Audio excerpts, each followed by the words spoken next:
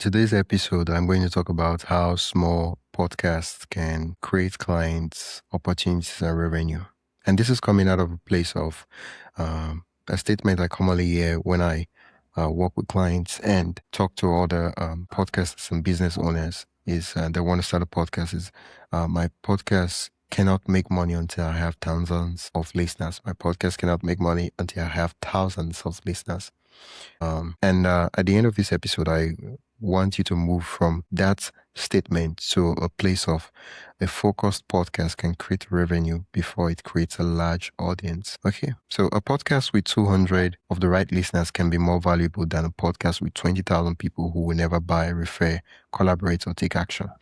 And when we think of a podcast, it sounds like a fancy term, a fancy title, but it shouldn't be. Think of it like pitching. If you have a product for lawyers and you go for the bar conference, I don't know what they call it over there, but the lawyer association conferences, you see there might be 500 people, depending on if it's a state, national kind of meeting, but you see targeted people versus if you have a program like that and you're like, okay, I'm going to go to 20,000 people stadium. It doesn't mean anything. Or you go to 20,000 kids. It doesn't mean anything. I mean, you get people to see your stuff, but they're not the right people. Okay. And so the reason why we've been forced to believe this is because most of the shows we've seen as the model podcast are big shows, and these shows make money primarily from sponsorships because they're trying to appeal to everybody. So I want you to separate attention from commercial value. Oftentimes when we look at podcasts, like how many downloads have you gotten? And it's as a way of bragging to say, oh, my podcast has had 1 million downloads. I mean, it's lovely to say that. It is. But downloads, they give a sign of, okay, people that kind of saw a podcast, but they don't necessarily show you the trust the amount of trust the people that listen to your podcast have, the buying intent of those people that listen to your podcast. If your podcast is even relevant in the first place, what's the relationship quality? It doesn't show that. A niche podcast for a specific audience can influence the prospects, the potential partners, the conference organizers, the journalists, the clients, the referral partners, the future employees. And so what do I mean by that? If I started a podcast called, my name is Wisdom. So if I started a podcast called Wisdom's Deep Words, something like that. That's a very generic podcast. And versus if I start a podcast like this for helping, using podcasts as a medium to help founders market and share their story using content. Now you see that it's different. One is niche, one is clear, one is specific, and people can see and say, oh, this is for me or this is not for me. Okay? And we'll get there in a moment. So what are the 5 ways? There are multiple ways, but what are the 5 core ways a small podcast can make money? The first one we'll look at is service acquisition. So I have this podcast. It's called Podnovation. You're listening to it right now. And I have services. I help founders, business owners launch and manage and grow their podcast. If you listen to those podcasts and you're like, oh yeah, I like this guy, let's work together. I charge a high ticket. And so just 1 or 2 clients from listening to my podcast episode is way more than I could possibly get from sponsoring the size of the audience of my podcast. Okay. So that's service acquisition. And this is not just for my niche, for many niches of podcasting. Like, I mean, especially for business podcasts, I mean, if you have a podcast, the let's say you have a podcast talking about healthcare business and you do healthcare marketing. You do marketing for healthcare businesses, or you do marketing for med spas. Someone listens to it and they work with you and, they become a client, and month after month, especially if you have a recurring service, month after month, they're paying you. And that's way more than a sponsorship could ever pay you.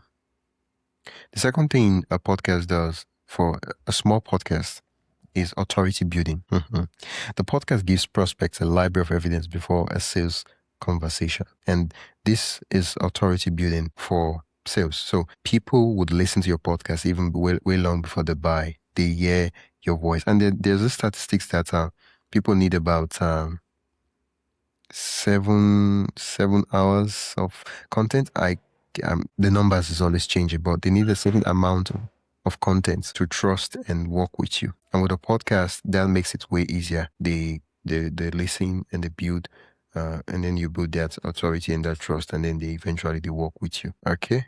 So the other thing is, which is also in terms sales, service acquisition. The other thing is the relationship building. So with relationship building, if you're interviewing guests, you can create partnerships, referrals, collaborations. Just because you have a podcast, you can reach out to people and say, I'd love to interview you on my podcast. And that guest could also turn into a client. It could also turn into a collaboration. It could also turn into the relationship. So basically, what's happening is you can say, who are the who's and who's in this industry? And then reach out to those people and interview them. And so the people that matter in the industry, they know you because you have a podcast. And they agree to come on your podcast because you do have a podcast. They agree to talk to you because you have a podcast. I mean, if you have a niche podcast, you can find niche creators. Sorry, I shouldn't be using the word niche creators, but niche experts to interview. And so when you pitch to them, and I'll make an episode on pitching and outreach. But when you pitch to them, because of the relevance, the pitch becomes different versus, oh, I'd love to talk to you on my podcast. It's about wisdom stuff and all those things. Versus, I noticed that you have a podcast production company. I'd love to interview you on my podcast. It's a podcast where I talk about podcasting for this. Now, it's highly relevant. Okay. And because it's highly relevant, they know that even if it's 5 or 10 people that's listening to your show, that whatever they are saying is in front of their target listeners, their target audience. Okay, so relationship building. So it creates this network, this ecosystem, this chain of this leads to this leads to this. And so we have this ecosystem of authority building for a small podcast. The other thing is courses and digital products. Okay, so I talked about services, but you don't have to offer services. You can sell courses, you can sell digital products, and the episodes educate listeners and lead them to a structured program and, running. So the courses and digital products, it's more like the services, but services in most cases, way expensive, but then there's the courses and digital products. And that could also be a way to monetize your podcast. The other thing is sponsorship and partnerships, okay? And I know I talked about this, but this is way different. So with sponsorship and partnerships, there are certain kind of sponsors that you cannot attract if you're not a relevant podcast. So what do I mean is, when you have niche podcasts, when you are pitching, because one of the things about pitching, both for guests and sponsors, is relevance. When you pitch, the first thing they ask is this podcast the kind of podcast that my kind of people would be on? And that's a question that crosses the mind of the guest, of the sponsor. And so if you have a niche podcast, and when you pitch to the niche sponsors, they see it and say, oh, wow, yeah, this is relevant to us. And they pay attention to you, and then conversations start happening. So podcast listeners often spend considerably more time with a creator than people who see a short social post. Social media post might end 10 seconds of attention. A podcast can end 30 minutes of trust. And the more you listen to my voice, the more the trust, the more the value. Okay? So when they listen to you, they get a feel of who you are, how you talk, how you think, what you believe, how you solve problems, whether they trust your personality, whether your approach fits them. And with the program, you can then have a call to action depending on the services, the programs, what you're offering. And so each episode is a bridge between the episode and the business. A simple bridge you talked about problem, a framework, and there's a lead magnet, and there's a next step for the listener. There's a relevant offer depending on what that is. So what that would look like is I just talked about how to monetize your podcast as a small podcast. I could say I created a quiz. Now, I do not have a quiz, but I could say I created a quiz, and you can go get the quiz to see how you can monetize your podcast. And based on the quiz will check your audience and all those things and the niche and all that. So that will be able to get the email of the listener and then offer the program to them, and then they can turn into customers. So the hope, because the podcast is niche, you're not promoting 20 different offers. It's clear. And every episode is built towards one core focus, one core transformation. And the call to action is the next step for them towards the ultimate transformation. And yeah, so the question I want you to ask yourself now after listening to this episode is, who is the ideal listener? What problem are they trying to solve? What paid results can you help them achieve? That is, if you don't already have something you're offering. But for most people, you start the podcast to help the business. And so you should be asking, what's the paid offer or the paid result the business is offering? And then what episode would naturally lead to that offer? And what should they do immediately after listening? Okay.